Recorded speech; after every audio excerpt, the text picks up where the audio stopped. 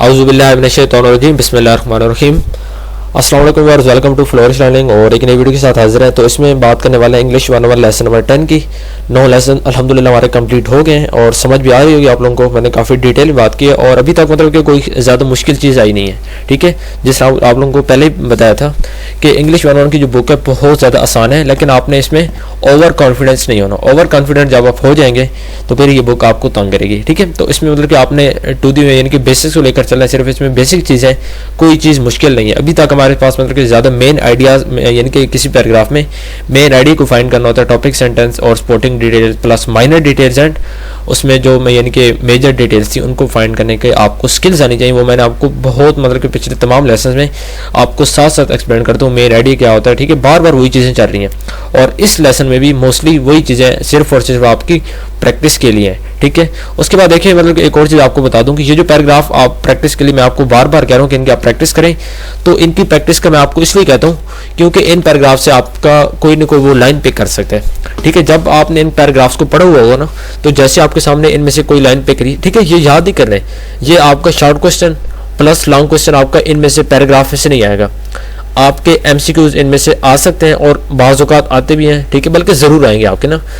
तो इनमें से देखिए मतलब कि हर लाइन आप देखें, जिस तरह यहाँ पे लिखो कि these computers can be of 2 types. ठीक है, कि कंप्यूटर की कौन सी टाइप्स होती हैं? 2। कौन सी होती हैं? डिजिटल और एनालॉग। तो आपसे पूछ सकते हैं एमसीक्यूज के अंदर के कंप्यूटर की 2 टाइप्स कौन सी हैं।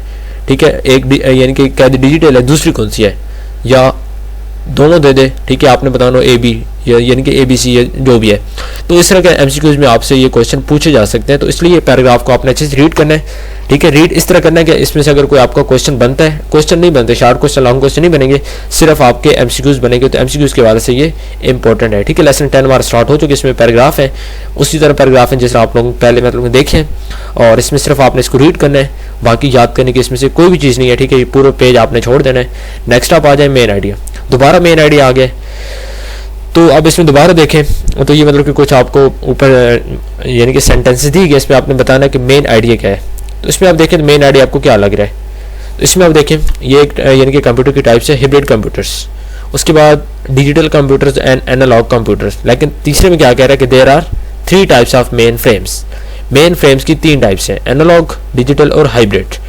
तो अब मेरे हिसाब से ये तीसरा ही है, और इन्होंने भी यहाँ पे देखें आंसर में ये आंसर लिखा हुआ है, और ये इन्होंने भी तीसरा ही बताया कि भाई इसका आंसर 3 ही करेक्ट है, बाकी दूसरे नहीं है। बाकी यानी कि 3 इसलिए नहीं है क्योंकि वो खुद एक टाइप है।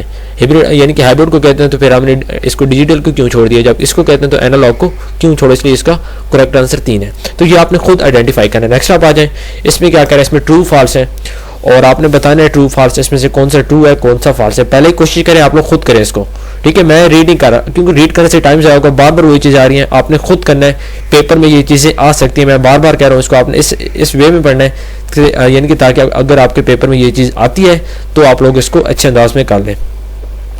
उसके बाद देखें, ठीक है, ये अभी ट्रू फॉल्स 10 ट्रू फॉल्स है। ठीक है, इसमें से कोई भी अगर आपका अगर आपके ट्रू फॉल्स में इसमें एमसीक्यूज में आ जाता है तो ये आपके लिए बहुत अच्छा है। नीचे देखिए आंसर लिखे हुए हैं, आंसर भी आप लोग यहाँ से देख सकते हैं।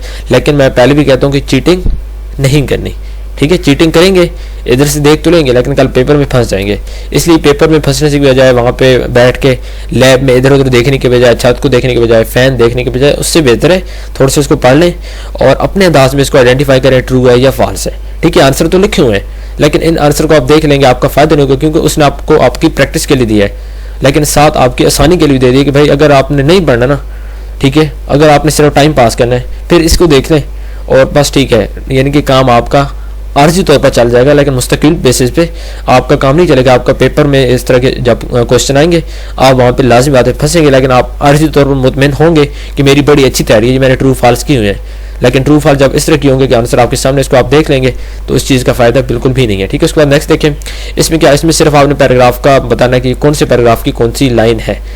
ठीक है, ये पैरा यानी कि इसके आंसर दिए गए कि पैराग्राफ 1 है, पैराग्राफ 2 देख सकते हैं, आपने खुद ढूंढना है, पहले वही चीज़ चल रही है बार बार। ठीक है, उसके बाद नेक्स्ट देखें, इसमें क्या कह रहा है, इसमें लाइन बतानी है कि कौन सी लाइन है। ठीक है, कौन सी लाइन है, which can be executed line 7।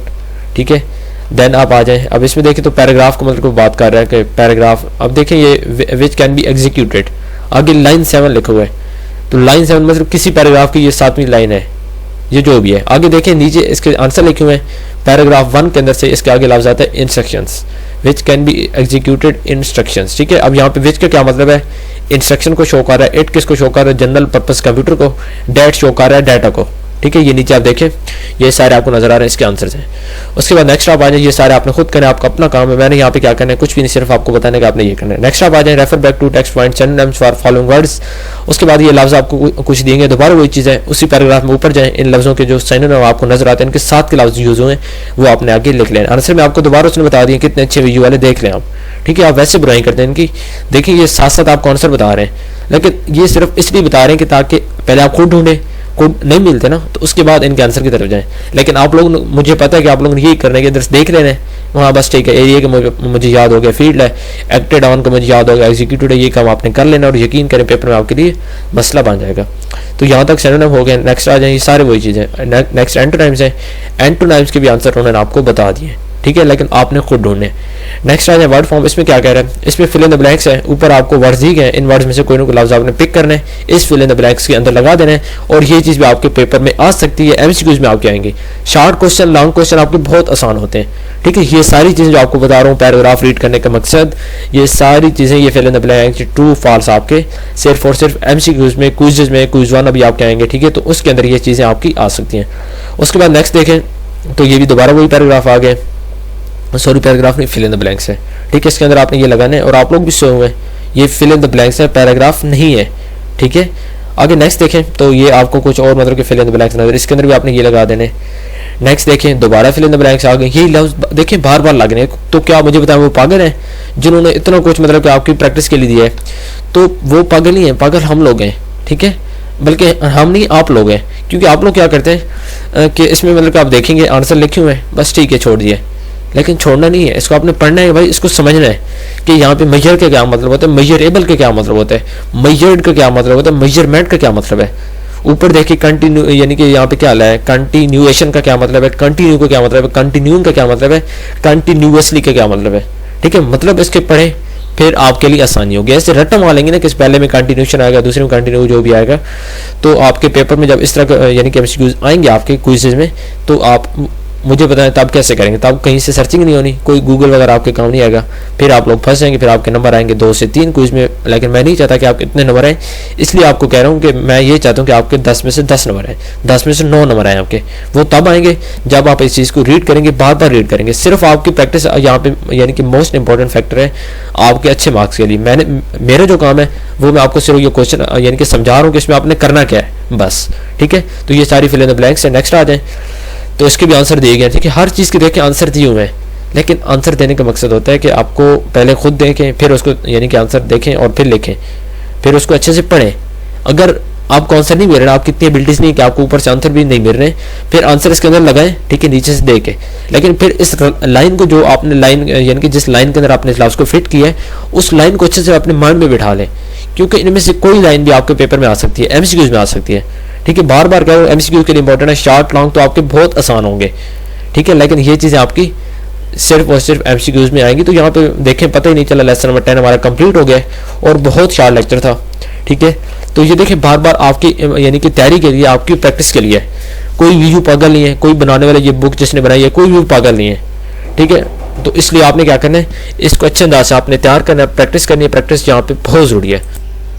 तो यहाँ पे आपका लेसन कंप्लीट हो गया और यहाँ पे लेसन नंबर 10 आपका कंप्लीट हो गया। ठीक है, इसके बाद मतलब कि हमारा लेसन नंबर 11 हो गया इंशाल्लाह। और यहाँ पे आप ये समझ लें कि आपके फर्स्ट 10 यानी कि लेसन अच्छे अंदाज से क्लियर हो गए।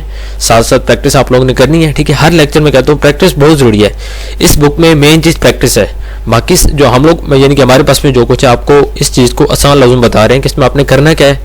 ठीक है, आपको बता रहे हैं पेपर आपका कैसा होता है, एमसीक्यूज में ये चीज़ें आ सकती हैं, कौन सी चीज़ आपने छोड़नी है, कौन सी चीज़ आपके शॉर्ट क्वेश्चन के लिए मतलब कि आपकी आ सकती है, लॉन्ग क्वेश्चन में आ सकती है। लेकिन अभी तक क्या हुआ है, शॉर्ट क्वेश्चन लॉन्ग क्वेश्चन आपके सिर्फ किस चीज़ बनते हैं, मेन आइडिया वगैरह से आपको पैराग्राफ दिए जाते हैं, आपने उसमें से पिक करना होता है यानी कि मेन आइडिया क्या है, टॉपिक सेंटेंस क्या है। और ये तब ही होगा जब आपको इस चीज़ के ऊपर ग्रिप होगी। और ग्रिप कैसे होगी, ग्रिप आएगी प्रैक्टिस से।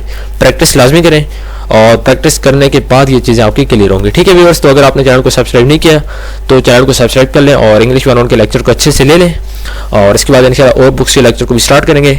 तो अभी हमारा लेक्चर यहाँ पे कंप्लीट हो गया है। मिलते हैं फिर नेक्स्ट वीडियो में जो कि हमारा लेसन नंबर 11 होगा। तब तक के लिए ओके, अल्लाह हाफिज़, थैंक यू सो मच।